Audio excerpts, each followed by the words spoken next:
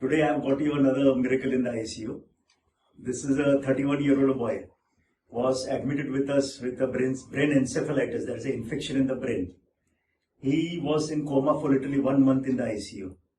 And we really thought there was no hope in him improving.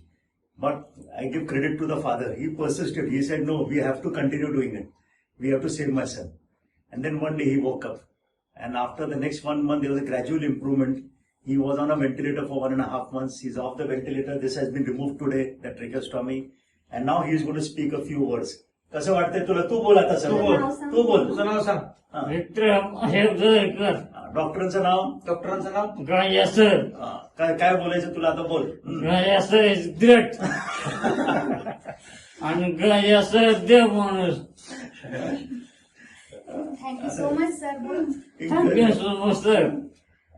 तुला काय वाटतं? तू बोल. गादिया सर म्हणजे माझ्या नावाने नको, देवाच्या नावाने. आज आम्हाला देवदूत म्हणूनच ते भेटले. त्यांच्यामुळं आज माझा मुलगा आज क्लिअर झालाय. जो ज्याचा विषय 4/12/2023 रोजी त्याला केएम हॉस्पिटलमध्ये ऍडमिट केलं होतं. त्या दिवशी ती क्रिटिकल परिस्थिती होती आणि आज तो स्वतः म्हणजे हे झालाय. म्हणजे एक देवाच्या रूपानेच गादिया सर आम्हाला भेटले. त्यांचं आयुष्यभर आम्ही उपकार विसरू शकत नाही.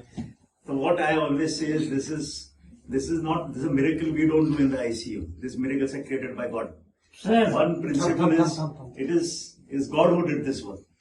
And look at the wonderful results.